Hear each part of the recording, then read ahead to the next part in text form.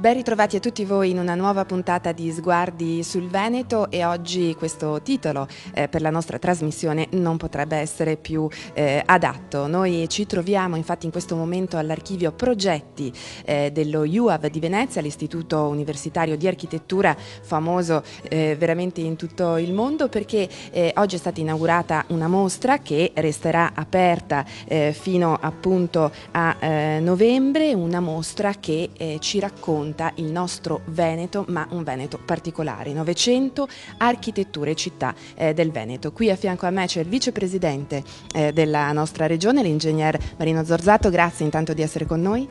Grazie a voi dell'opportunità. Allora, lei ha detto poco fa una cosa molto bella, che sfogliando il catalogo, ed è un catalogo veramente molto molto notevole, pesantissimo, tra l'altro ce l'ho qui in mano, ma vale la pena davvero di vederlo, di sfogliarlo. Lei ha provato un'emozione. Ho ricordato a me stesso che da ingegnere in qualche modo torno nel mio lavoro, però quello che è importante oggi è questo catalogo. La mostra è bellissima perché in qualche modo lo rende visivo in tempo breve, però è un catalogo straordinario. Più di 2000 interventi dell'architettura del Novecento Veneto. Un'architettura che spesso siamo talmente abituati a vivere che non apprezziamo. Il nostro Veneto, il Veneto del Palladio, delle ville venete, delle città storiche, il Veneto di Venezia, delle nostre montagne. Un Veneto che quasi sempre noi in qualche modo critichiamo per lo sviluppo del Novecento, lo sviluppo del dopoguerra. Un paesaggio disturbato, zone industriali che sono state fatte in maniera disordinata, un'edilizia non bella, tutto da recuperare.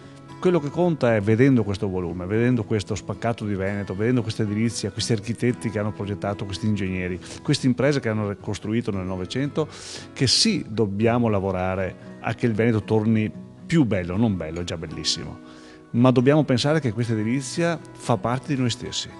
È nel nostro modo di vedere le nostre città, e se qualcuno avrà il piacere, tanti spero, di scorrere, sfogliare questo volume, veramente proverà le emozioni che ho provato io. Si ritroverà nei suoi sguardi, nei suoi paesaggi, e darà valore probabilmente a molti edifici di grande qualità che, perché in qualche modo sono inseriti in un contesto che è, diciamo così, più attuale, vediamo come qualcosa di normale. Non è vero, sono bellissimi, sono piazze, sono edifici industriali, sono edifici di culto, sono delle infrastrutture anche importanti che hanno segnato la qualità dei nostri veneti. Noi stessi ci troviamo appunto in una ex fabbrica, il cottonificio di Santa Marta, che è veramente un luogo pregno proprio della storia del Novecento. Ma questo catalogo, questo grande progetto, può dare anche uno spunto per il lavoro futuro che si farà qui nella nostra regione? Ma io credo che chiunque di noi abbia l'umiltà di sapere che sempre si impara, sempre si attinge, sempre si capisce, e soprattutto chi progetta e chi poi eseguisce da questo volume troverà, lo dicevano anche i relatori di questo bellissimo convegno di oggi, troverà stimoli e spunti, perché è uno spaccato di una ottima edilizia, è uno spaccato di un qualcosa che ha fatto sì che bravi architetti e ingegneri progettassero dentro le città, fuori dalle città, con qualità. Io credo che ognuno di noi deve avere l'umiltà di capire che quando ha sia un ruolo che una funzione o che una professione, non è mai arrivato a completare completamente il suo modo di essere preparato, e qua c'è molto da approfondire.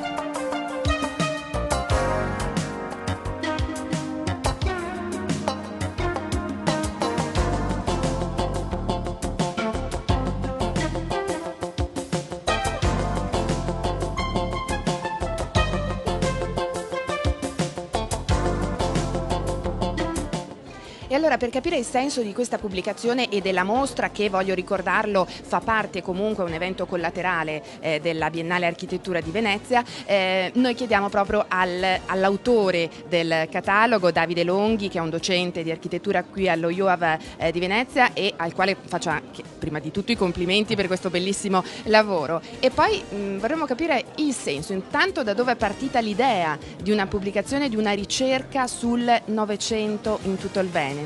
Allora, la ricerca è partita dalla vicepresidenza della Regione Veneto, da Marino Zorzato in particolare, per scandagliare e valorizzare quelle che sono le ricchezze del patrimonio storico dell'architettura del Novecento in giro per il Veneto, e poi per promuovere le architetture contemporanee che vedete qui alle nostre spalle, che sono il patrimonio attuale, quello che stiamo costruendo e la qualità che si sta diffondendo all'interno del territorio e che forse vale la pena ancora di più valorizzare. Ecco, si dice spesso purtroppo il Veneto dei capannoni, no? O anzi il Veneto dei capannoni che non ci sono nemmeno più. Invece abbiamo delle perle, dei gioielli da riscoprire che appartengono proprio al secolo scorso. Assolutamente sì, e assolutamente sono un passaggio, uno stralcio strepitoso che poi viene conservato con cura, soprattutto dall'archivio progetti di cui Serena Mafioletti è il responsabile scientifico, e che potete vedere tranquillamente adesso dietro le vostre spalle, di fronte a noi, con fotografie, immagini d'epoca, modellini, e che sono un patrimonio vivente che si può respirare venendo qui all'archivio progetti. Come è stata organizzata questa indagine e poi la mostra?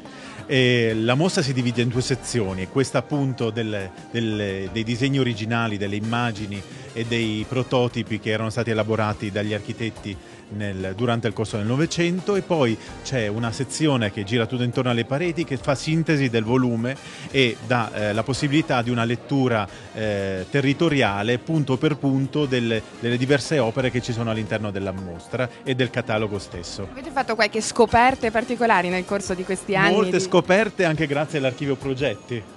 Ecco, allora sentiamo un po' cosa vi ha... L'archivio progetti è la radice di tutti noi siamo cresciuti in questa nobilissima scuola e i docenti spesso alla pensione oppure purtroppo in eventi più tragici lasciano questi importantissimi fondi archivistici. Ricordo che questa scuola rinasce nel dopoguerra raccogliendo persone che erano un po' profughi da altre situazioni più canoniche, più standardizzate, più controllate, nasce come una scuola libera, e quindi le più grandi personalità italiane che non erano nell'accademia proprio per la loro libertà vengono chiamate qua e insegnano e costruiscono questa scuola che ha una tradizione anomala.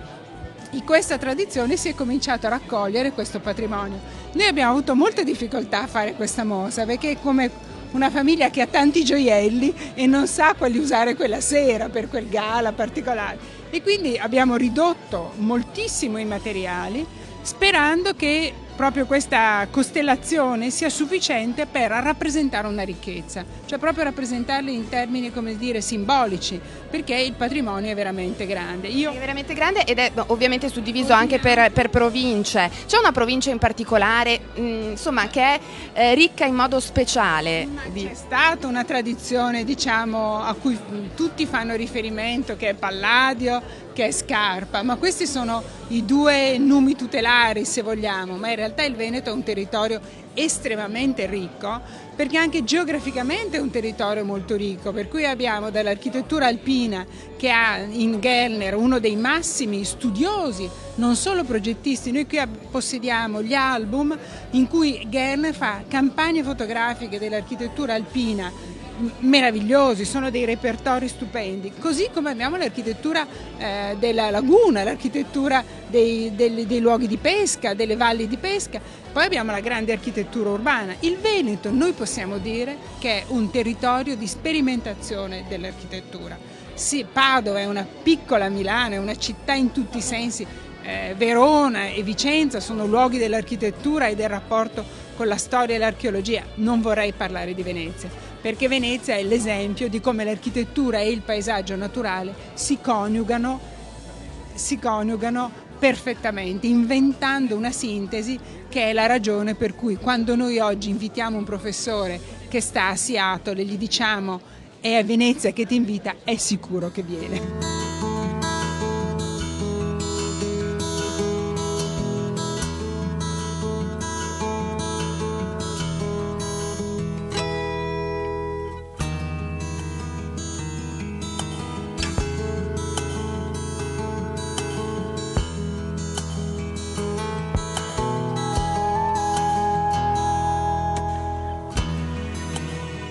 resterà aperta, come dicevamo, fino al 23 novembre, quindi c'è tempo per visitare questa mostra e per sfogliare anche questo ricchissimo catalogo dedicato all'architettura del Novecento in Veneto. Qui con noi c'è il rettore dello UAV di Venezia, il professor Amerigo Restucci, che ci racconta qual è lo spirito e il senso di un progetto come questo.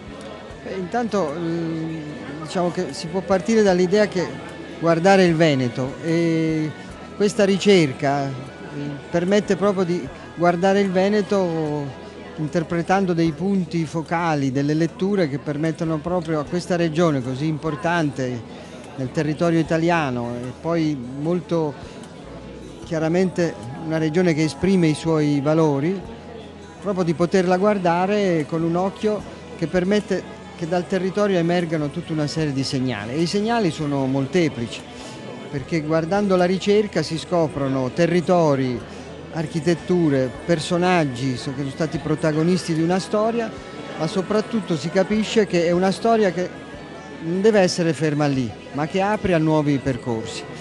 Ed allora questo dimostra che il Veneto, nella sua storia, non è solo Palladio, le ville palladiane, ma è anche altro. Sono le costruzioni del Settecento, ma questa mostra spiega che il Novecento mette in luce un Veneto molto protagonista di un dibattito nazionale e anche internazionale.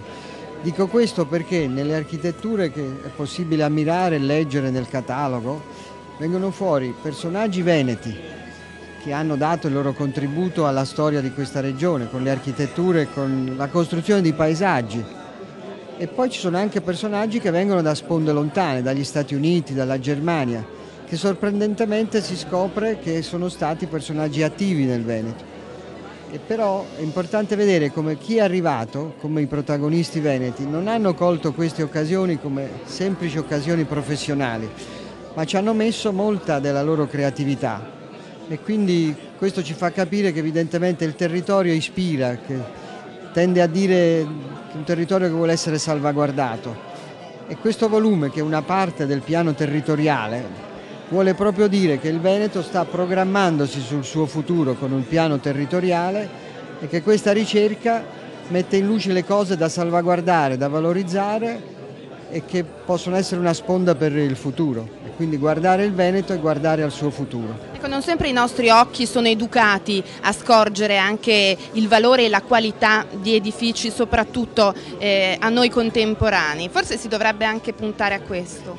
Beh, ma la mostra, con delle schede fatte molto bene, molto accurate, permette anche a un visitatore che non è proprio dentro la materia di capire il valore degli edifici, di scoprire il valore soprattutto di piani urbanistici e di paesaggi, perché il Veneto è una regione ricca di paesaggi, sia di paesaggi architettonici che paesaggi del territorio agricolo, del territorio che vede le regioni che colloquiano con questi paesaggi. Sono paesaggi che con questa ricerca possono essere aiutati a essere salvaguardati, recuperati se ci sono state delle cose non improprie, e oggi possiamo dire che il Veneto può guardare al futuro con questo episodio, che spero non sia soltanto un tassello, ma a cui se ne aggiungono altri, può guardare il Veneto con molta lungimiranza verso il futuro. Ecco, un'ultimissima domanda, perché prima ho sentito poco fa appunto sottolineare un fatto, che queste opere, queste infrastrutture, questi edifici sono figli non soltanto dell'architettura, ma anche per esempio di uno spirito imprenditoriale o politico.